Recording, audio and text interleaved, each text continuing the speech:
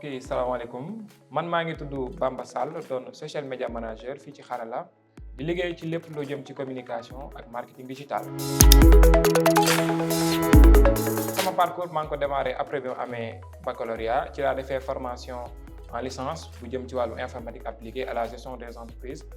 ci loolu ba mu weesoo def naa formation en gestion de projet digital. ci biir Xarala yaakaar naa ni bari naa fi ay responsabilité waaye lépp li may gën a liggéey dafay jëm ci wàllum stratégie social media maanaam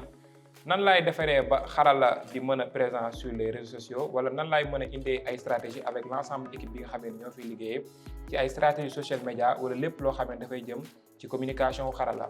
lépp lu jëm ci réseaux sociaux yi wala nan la ñu war a mën a communiquer à travers réseaux yi nga xamee ni moom la ñuy utiliser mais aussi nan la ñu war a mën a positionner Xarala ba képp koo xamee ni bëgg ngaa def formation wala képp koo xamee ni bëgg ngaa jàng lu jëm ci wàllum informatique wala nga jàng lu jëm ci marketing digital ak développement xaar nga mën a gis Xarala mu mën laa proposer ay formation.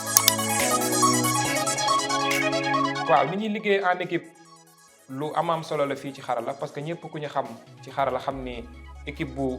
dynamique moo fi nekk équipe boo xamee ni bu bëgg li muy def la moo tax am nañ différents départements ñëpp ñi nga xamee ni ñooy liggéey ci wàllum marketing ay communication am nañ beneen département boo xamee ni dafay liggéey ci wàllum design ak lépp lu jëm ci ay montage am nañ aussi beneen pôle boo xamee ni dafay liggéey ci wàllum développement application wala site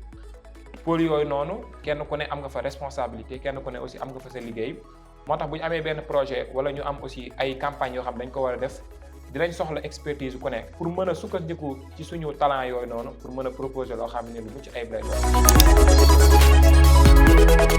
voilà man sama liggéey li ma ci inspiré yaakaar naa ni lu bëree bëri la parce que ñun dañoo nekk ci pôle boo xamee ni yaakaar naa ni dafa bëri ay ñu si nekk wàllum formation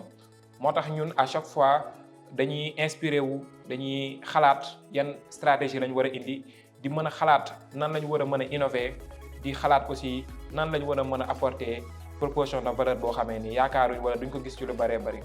moo tax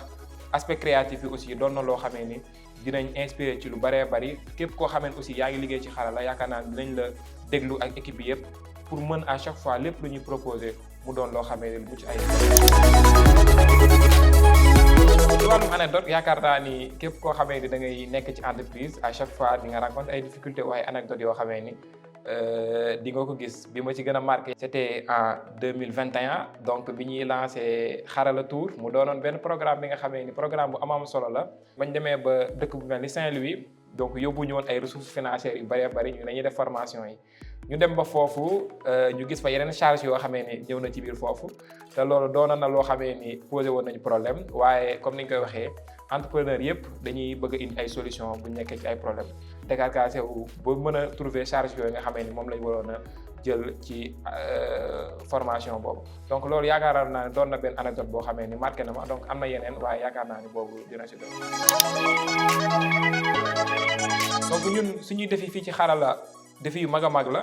mooy doon ki nga xamee ni ñooy leader dans la formation wala ci wàllum e-learning muy jàngum en ligne wala aussi lépp loo xam ne dafay jëm ci wàllum formation en informatique wala képp koo xam ne da ngaa bëgg a formé wu ci biir Afrique wala ci biir Sénégal wala yeneen dëkk yi nga mën a jël Xarala comme référence nga mën a aussi formé wu fii ci Xarala pour mën a am ay compétences yu sûres yoo xam ne fépp foo mën a dem di nga fa mën a liggéey. sama mot de la fin mooy di gërëm ñëpp di sant ñëpp yoo xamee ni ñun ñooy liggéeyandoo ci Xarala particulièrement Ousseynou mu doon koo xamee ni mi ngi liggéey bu am solo hormis formation bi mais jàppale bi nga xamee ni moom la am vision bi nga xamee ni aussi à chaque fois moom lay prôné doon na loo xamee ni lu am solo ak képp koo xamee ni à chaque fois yaa ngi jàpp ci biir Xarala ci liggéey bi mu doon direct wala indirect aussi ñu ngi lay remercier bu baax a baax.